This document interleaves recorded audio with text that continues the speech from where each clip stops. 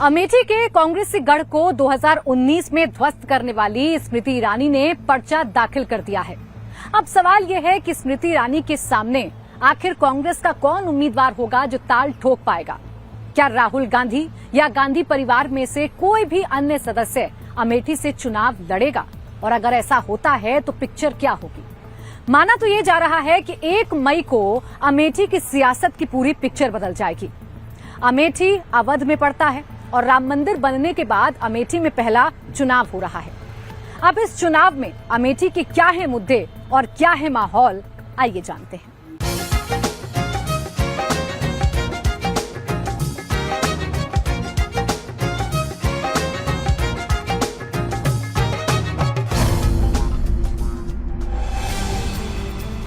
अमेठी से स्मृति ईरानी तीसरी बार ताल ठोक रही हैं। 2014 में वो चुनाव हार गई थी।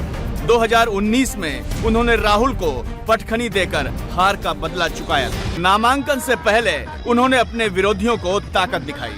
40 साल तक जहां कांग्रेस को कोई टक्कर देने वाला नहीं था, उस इलाके में भगवा ही भगवा था। 80 के दम का उद्घोष था। कहना चाहती हूँ, अमेठी के कार्यकर्ताओं ने 2019 में भारत की राजनीति में इतिहास रचा, जब अमेठी के साधारण कार्यकर्ताओं ने कांग्रेस पार्टी के राष्ट्रीय अध्यक्ष को उनके गढ़ में भावना रखने के लिए यहाँ के स्वयंसेवकों और कार्यकर्ताओं ने पीठ पर लाठी खाई और कांग्रेस की प्रताड़ना सही।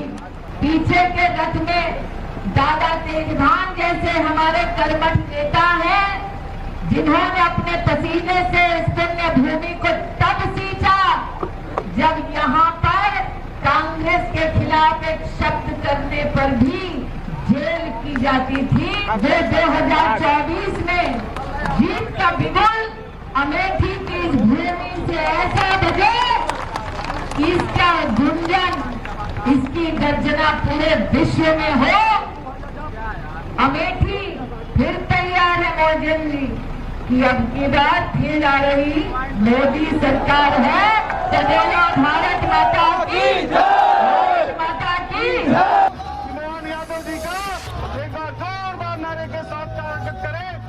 स्मृति ईरानी के रोड शो में मध्य प्रदेश के मुख्यमंत्री मोहन सिंह यादव भी पहुंचे।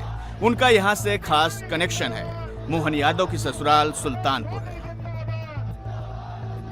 और सुल्तानपुर मेरी ससुराल है, तो मेरा दोहरा रिश्ता है। दामाद होने के नाते आज अपने ससुराल में आनंद आ रहा है और क्या मजा आ रहा है।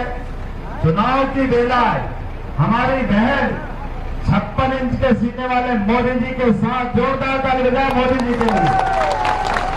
क्या जबरदस्त प्रत्याशी हमारे बीच में है, हमारी बहन स्मृति ईरानी। अब कांग्रेसी जबरदस्ती ला ला के परेशान है, कोई प्रत्याशी नहीं आ रहा उनके साथ। स्मृति ईरानी के रोड शो में मोहन यादव का रथ पर खड़े होना कोई इत्तेफाक नहीं है।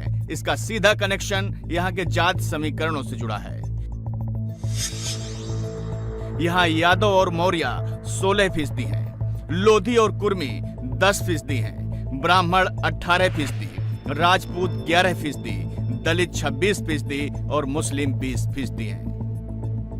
यूपी में कांग्रेस और समाजवादी पार्टी का गठबंधन है। अमेठी के यदुवंशियों के वोट राहुल को ट्रांसफर हो सकते हैं, लेकिन मोहन यादव उन्हें बीजेपी के पाले में ला सकते हैं।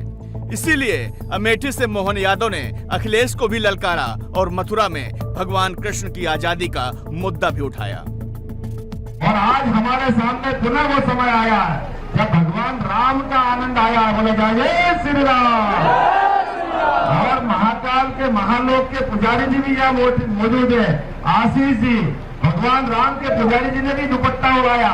मेरे मन में भी कसक है, आपके मन में भी कसक होगी, है कि नहीं है। अरे जब हमारे राम जी का आनंद आ गया, बाबा महाकाल का महा आनंद आ गया महालोक का, तो हमारे मथुरा वाले कृष्ण कन्हैया ने क्या बिगाड़ा, उनको भी मुस्कुराना चाहिए।